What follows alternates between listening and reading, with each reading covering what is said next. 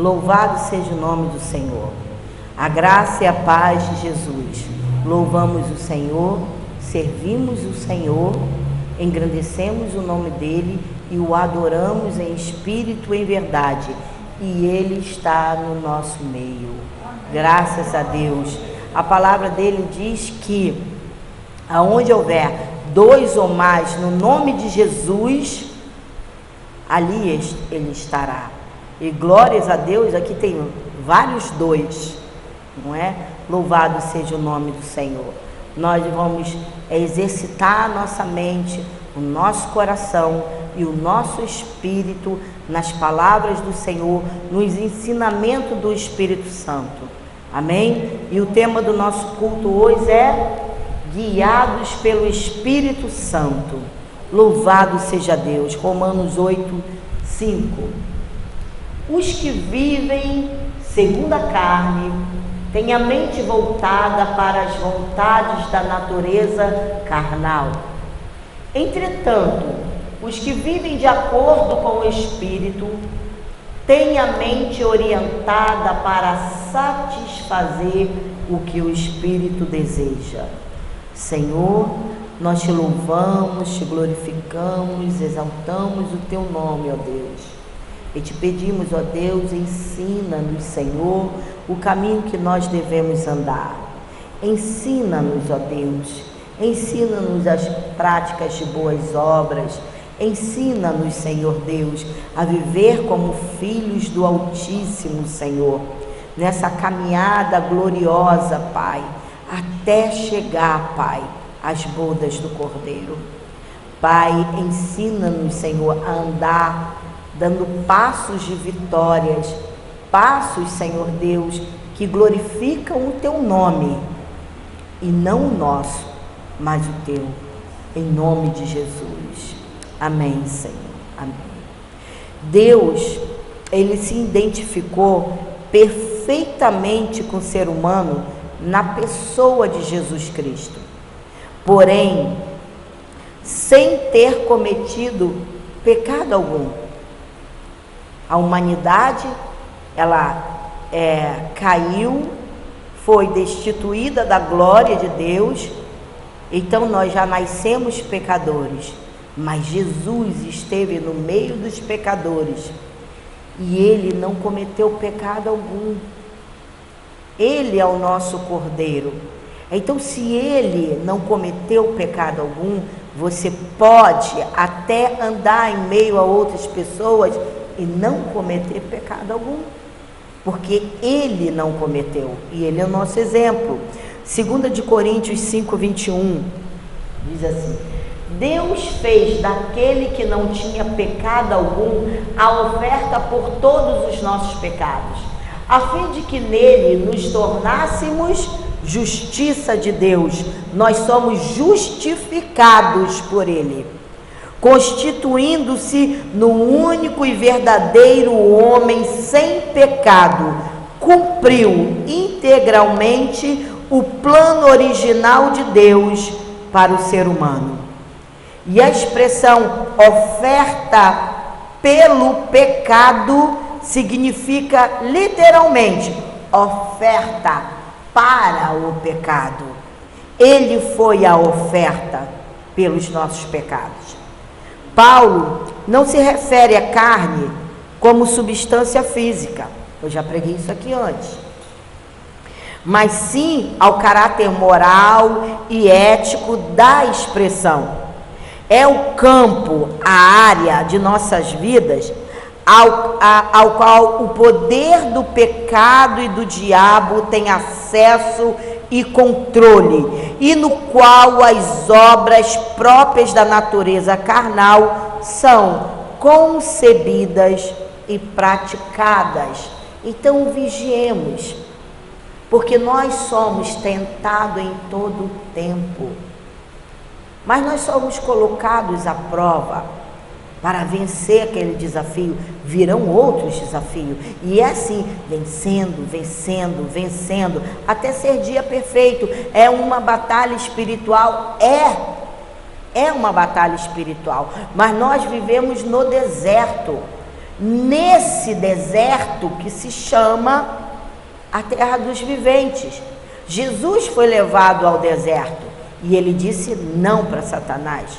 Não, ele estava com fome, ele poderia transformar a pedra em pão, não poderia? Mas ele disse, nem só de pão viverá o homem, mas de toda a palavra que sai da boca do Senhor, porque ele sabia a proposta de Satanás. E quando nós somos tentados, nós sabemos que ali tem uma proposta. Gálatas 5, 19 ao 21. Ora, as obras da carne são manifestas. Quais são?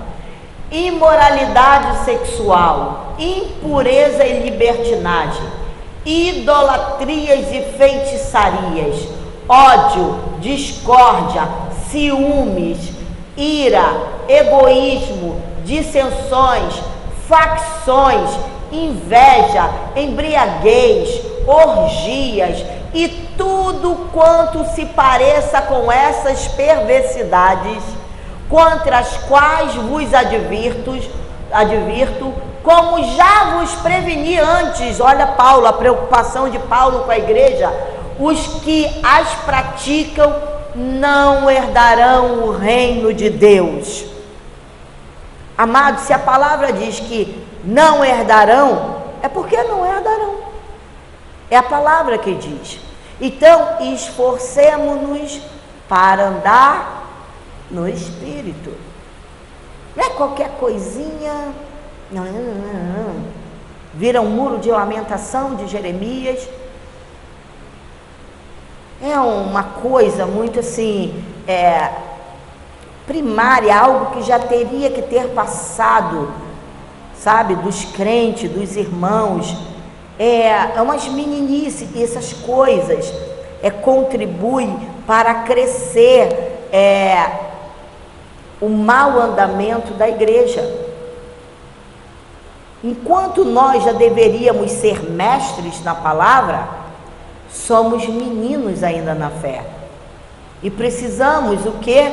Mergulhar nas profundezas do Espírito, buscar aquele que vive e reina para todo sempre, sermos um exemplo, sermos moldados pelo Espírito Santo. Imagina você, um vaso de Deus com essa excelência de poder e podendo transmitir a outros.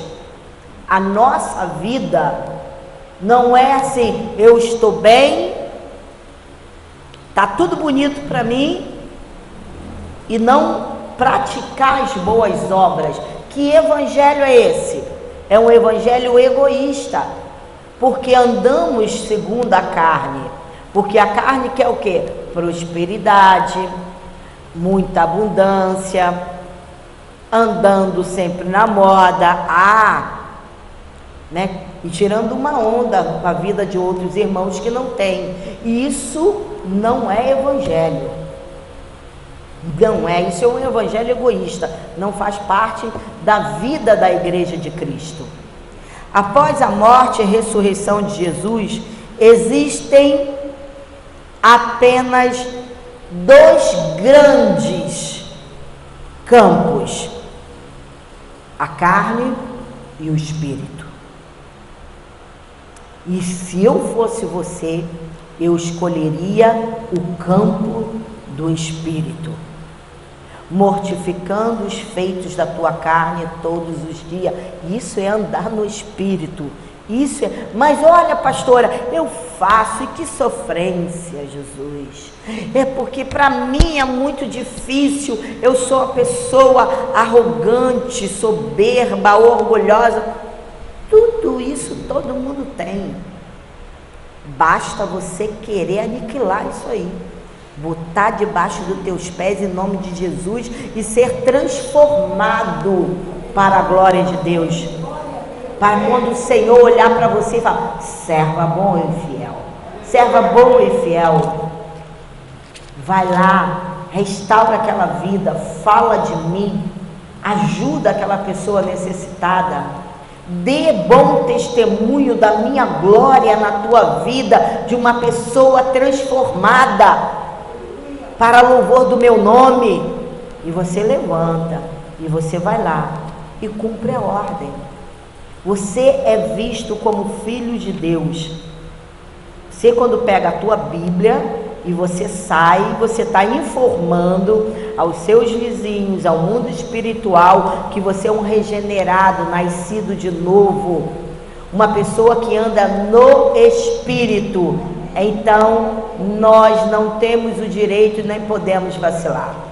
Apesar, a palavra de Deus diz que se o justo cair 7 vezes Deus levantará.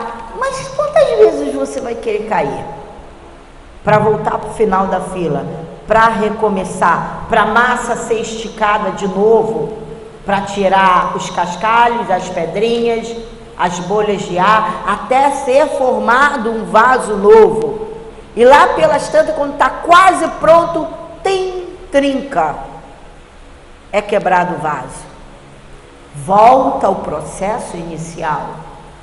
Não é bom para a igreja, não é bom. Nós temos que ter essa vida de comunhão com o Pai. E você conhece a tua fraqueza, eu conheço a minha, Satanás também conhece. E é aí que ele atua. Romanos 8, 9. Vós, contudo, não estáis debaixo do domínio da carne, mas do Espírito, se é que de fato o Espírito de Deus habita em vós. Todavia, se alguém não tem o Espírito de Cristo, não pertence a Cristo.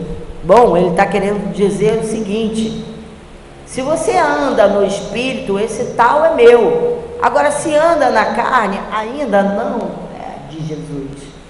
Precisa ser trabalhado, porque ele diz que alguns darão um crescimento de 30%, de 60% e a 100%.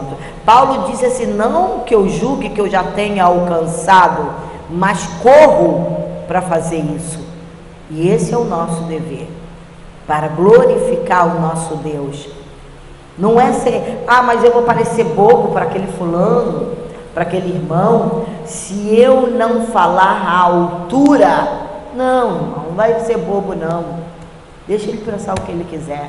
O importante é o fruto da sua vida para Deus. Ainda que você chore com raiva, que bata no teu peito, e eu poderia ter falado, eu poderia ter, nossa, eu poderia, mas quando você baixa as suas armas, e que você anuncia Jesus em mim, Cristo em mim, a esperança da glória, é Ele que me justifica, nossa, você vai começando a tomar forma do Espírito Santo de Deus. É impossível viver nos dois lugares simultaneamente. É impossível viver no Espírito e cogitar das coisas da carne. Não dá. Ou é um ou é outro. Então, o Senhor fala: diga aí qual o caminho que você quer escolher. A lei não perdeu sua relevância na vida do cristão. Contudo, ela não tem em si o poder da salvação do pecador condenado. Sua autoridade se aplica à orientação moral e ética do crente. Tipo, eu roubei. Entrei no mercado, achei um negócio bacana e legal, fui lá e roubei. Ninguém viu, mas Deus viu. A lei se aplica nessa situação.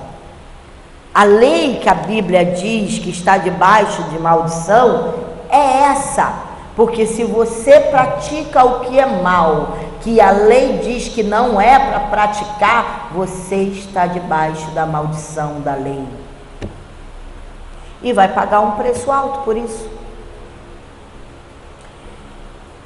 Então, sua autoridade se aplica à orientação moral e ética do crente, que a interpreta e obedece por amor a Cristo, mediante o esclarecimento e poder do Espírito Santo, que agora habita seu espírito alma e corpo. Você olha para a casa do teu vizinho, para a casa de algum parente, ele tem e eu não tenho. Ele tem e eu não tenho. A grama do vizinho é melhor do que a minha, o marido da vizinha é melhor do que o meu, a mulher do vizinho é melhor do que a minha. E não é desse jeito não, irmão. Você tem que olhar para a palavra, o que a palavra diz a respeito disso. E a palavra diz que você tem que andar no Espírito, e o Espírito Santo vai te dar a direção para você entender e se conformar com a sua situação, e o Deus da paz habitará no teu coração, será o árbitro do teu coração. E quem sabe, lá na frente tudo não muda, mas vai ser tudo para glorificar o nome do Senhor. Tudo para glorificar o nome dele. A sua casa está debaixo do domínio de quem? De quem que a sua casa está sob o domínio? Se está no domínio da tua carne, você está alimentando as hostes do mal. Se está no domínio do Espírito, então a luz nascerá. E ele vai anunciar coisas grandes, maravilhosas, que você não sabe e nem eu. 1 Tessalonicenses 5:23. Que o próprio Deus da paz vos santifique integralmente, que todo o vosso espírito, alma e corpo sejam mantidos irrepreensíveis na vinda do nosso Senhor Jesus Cristo. Olha o que Paulo fala para os Tessalonicenses. Na verdade, eu espero que quando o Senhor voltar, te encontre assim, santificado, corpo, alma e espírito. Então ele está dizendo que isso é um esforço nosso, porque chamado à santidade nós já fomos. Agora, trabalhar essa santidade é um exercício nosso. Se o Espírito de Deus que agora habita em nós, o Espírito de Deus, ele habita agora em nós, e não podemos viver como se não tivéssemos um Senhor. Nós temos um Senhor, praticando as obras da carne. Daí tu vai dizer quem é o teu Senhor. Agora ele habita em nosso espírito e alma e corpo. Entende? Nós somos um particular tesouro de Deus. Somos propriedade exclusiva dele. Nós somos, amados. Nós temos um Senhor. Nós não vivemos por aí como se não tivéssemos um Senhor, ou o seu selo não estivesse sobre a nossa vida. Nós temos um Senhor. Nós somos súditos de um Deus amoroso, poderoso, mas tremendamente terrível. A presença do Espírito Santo está evidenciada por uma vida controlada pelo próprio Jesus. Então eu tenho que me deixar ser controlada. Não, é a palavra diz, a palavra diz, a palavra diz.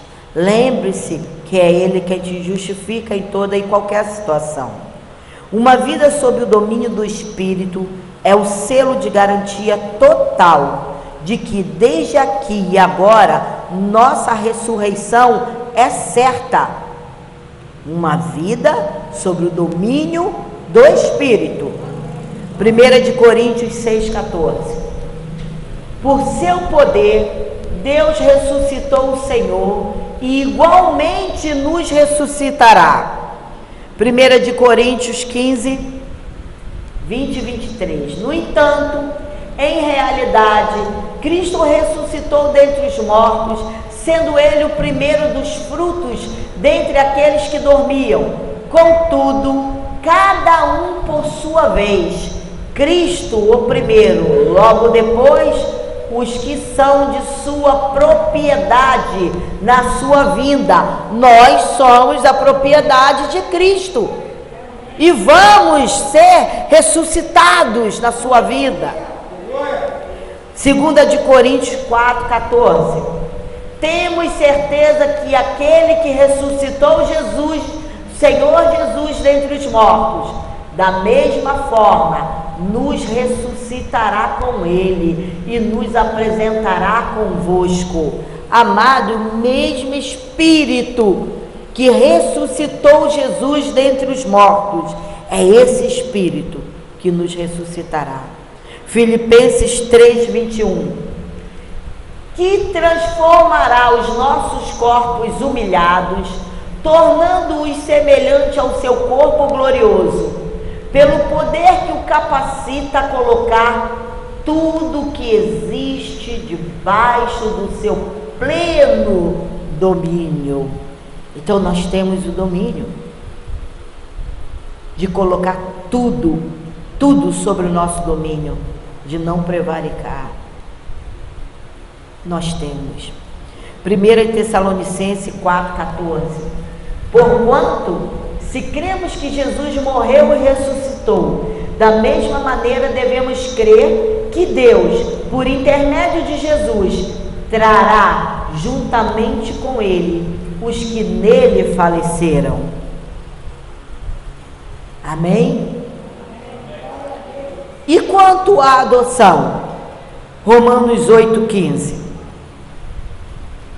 Pois vós não recebeste o Espírito que vos escravize para andardes uma vez mais atemorizados, mas recebeste o Espírito que os adota como filhos, por intermédio do qual podemos clamar: Abba, Pai. Glória a Deus.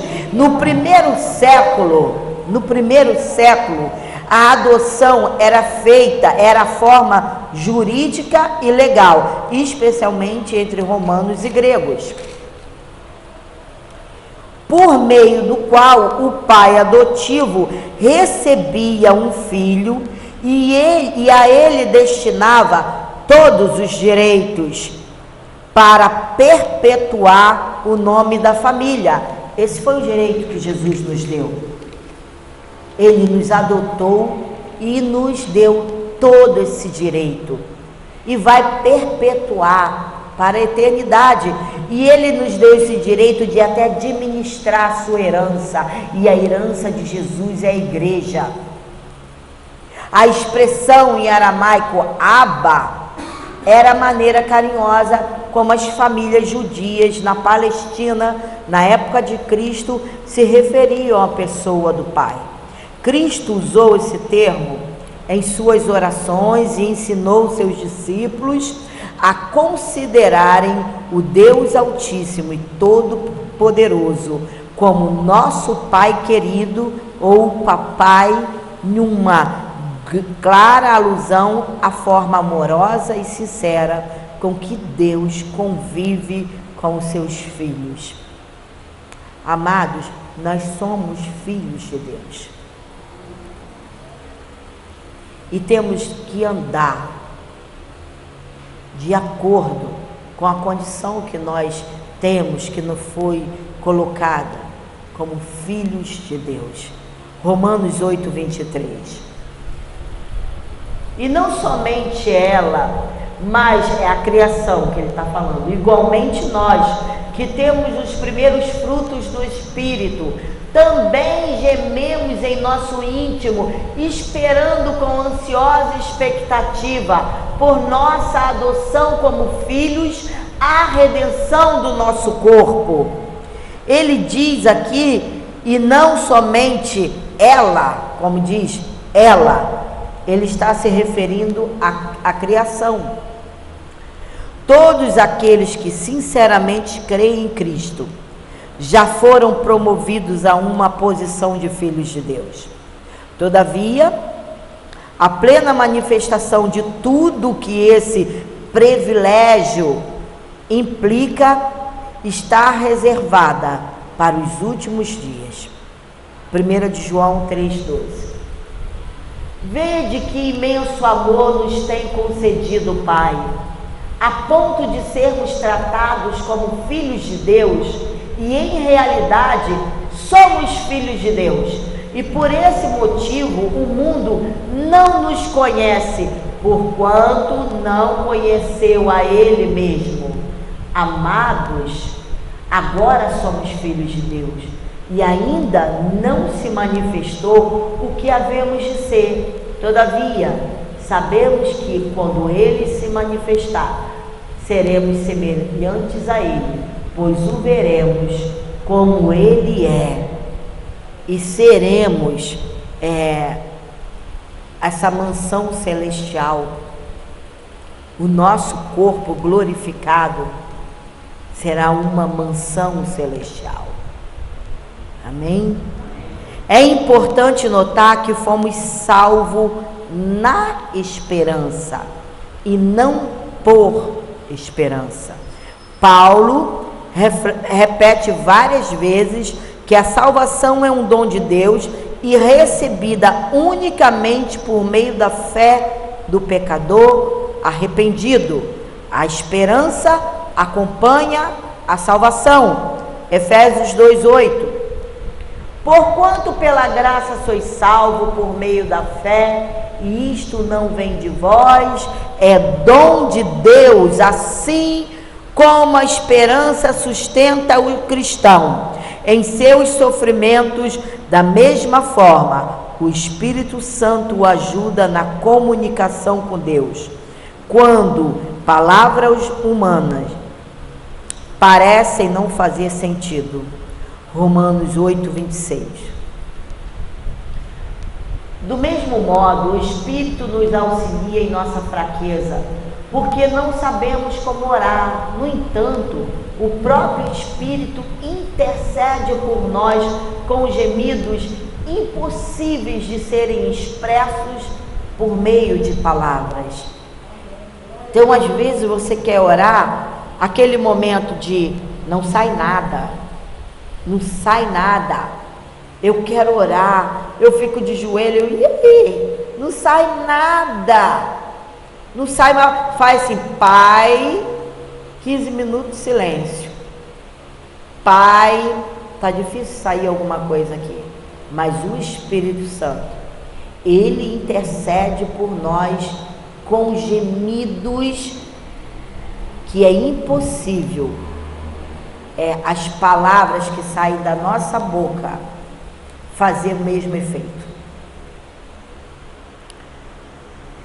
Neste trecho, não é que o crente não é o crente quem geme, mas sim o Espírito. Um grande pregador, ele disse assim: as provações têm como propósito nos desmamar das glórias deste mundo e colocar nossos olhos na recompensa eterna. Isso é ser guiados pelo Espírito, porque as provações vêm e dói, machuca e parece que não vai passar nunca, mas ele tem um propósito, tem propósito nessas provações, é tirar os nossos olhos, é desmamar a nossa vida desse mundo. Sabe, tem gente que teve uma condição financeira muito boa, morando em lugares, nossa, tem que ter muito dinheiro para morar nesses lugares aí bacana. Aí vem o coronavírus, vem primeiro a crise no país, depois vem o coronavírus, nossa, desbanca todo mundo. Mas o que eles fazem? A notícia que eu ouvi é que eles se suicidaram, porque sair daquele lugar bacana e ir para um lugar mais humilde não ia ser bom para eles, eles não iriam suportar. Mas a igreja de Jesus, os filhos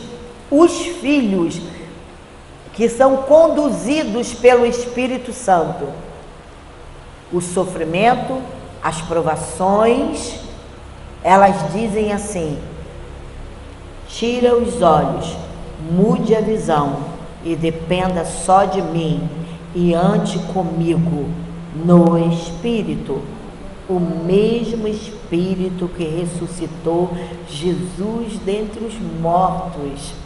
Vede o tamanho poder que envolve a igreja. Então nós não devemos mais perder tempo. Isso é ser guiado pelo Espírito. É Deus quem põe ordem no caos. É Deus. Esse caos que nós estamos vivendo do coronavírus é o próprio Deus que vai colocar ordem no caos e convoca o ser humano para ser seu companheiro nessa empreitada.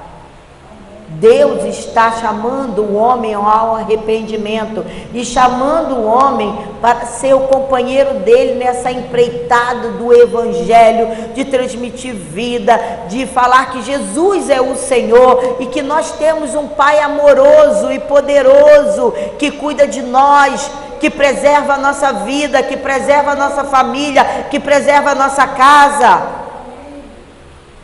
É isso, a proposta de Deus na nossa vida é essa. Deus não apenas nos conhecia antes mesmo de termos a mínima informação sobre Ele, porque quando você conheceu Deus, você sabia nada dele, nem eu. Mas também nos conhecia no sentido de nos haver escolhido desde a fundação do universo. Efésios 1:4. Porquanto Deus nos escolheu nele antes da criação do mundo para sermos santos e irrepreensíveis em sua presença. Viu? Nós devemos ser santos e irrepreensíveis na presença do Altíssimo. 2 de Timóteo 1:9. Pois Ele nos salvou, nos chamou com uma santa vocação. Você tem uma santa vocação, não em virtude das nossas obras, mas em função da sua própria determinação e graça. Essa graça nos foi outorgada em Cristo Jesus desde os tempos eternos. Vede que tamanha responsabilidade. Assim como, desde a eternidade passada, Deus conhecia os que pela fé se tornaria o seu povo. E esse conhecimento prévio de Deus em relação a cada ser humano aponta para a graça da eleição. Nós somos eleitos por Ele, nós fomos chamados por Ele, justificados por Ele. E o fato de alguém vir amar a Deus não é mérito humano nenhum, mas é o resultado direto da ação divina. O homem é chamado não no sentido de um simples e casual convite, mas por uma convocação solene. A nossa vida não é uma coisinha simples. Ele nos convocou, é uma convocação solene, e não é para viver de qualquer maneira, não é para viver como os demais, não é, amados, é uma vida separada, e eu também já preguei isso aqui, separados para Deus. Então Ele nos chamou numa convocação solene e justificados por consequência da convocação, quer dizer, do chamado. E o grande clímax dessa convocação, dessa justificação, é glorificado. Nós seremos glorificados no sentido de ser como Cristo. Então temos que aguardar esse tempo na disciplina. 1 de João 3:2. Amados, agora somos filhos de Deus. E ainda não se manifestou o que havemos de ser. Todavia, sabemos que quando Ele se manifestar, seremos semelhantes a Ele, pois o veremos como Ele é.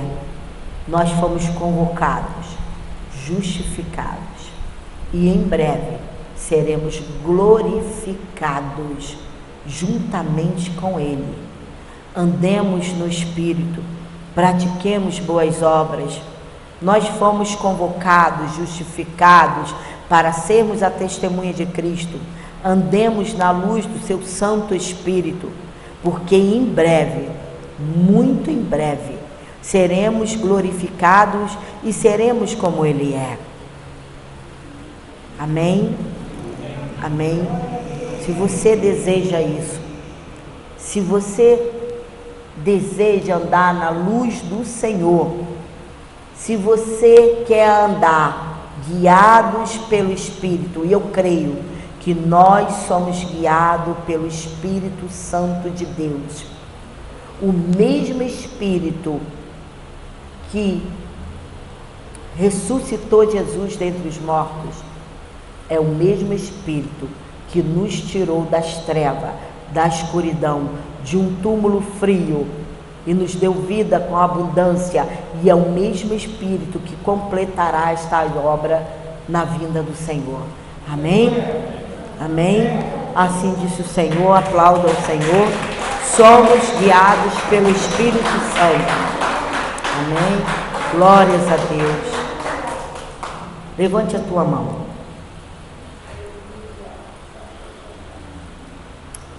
Pai, nós ouvimos a tua palavra, queremos ser dirigidos pelo teu Santo Espírito, este Espírito poderoso, Pai, que intercede por nós com gemidos inexprimíveis, Senhor.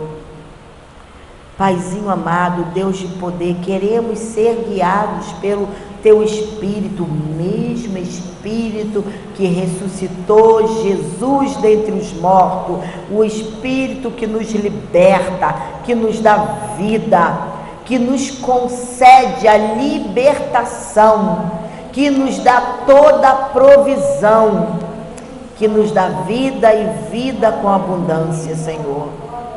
A igreja, Pai, está adornada, Pai, como uma noiva, aguardando o seu mestre voltar. Nós estamos nos preparando para sermos guiados pelo Espírito da vida, o Espírito Santo de Deus. Estamos aguardando o nosso mestre, Paizinho, em nome de Jesus. O Senhor te abençoe e te guarde. O Senhor faça resplandecer o seu rosto sobre ti e tenha misericórdia de ti. O Senhor sobre ti levante o seu rosto e te dê a paz. A graça do Senhor Jesus Cristo, o amor de Deus e a comunhão do Espírito Santo sejam com todos nós, em nome de Jesus. E a igreja, guiada pelo Espírito Santo, atenta à sua convocação, diga amém, amém e amém. Aplauda o Senhor, glória a Deus, louvado seja o teu nome, louvado seja o nome do Senhor.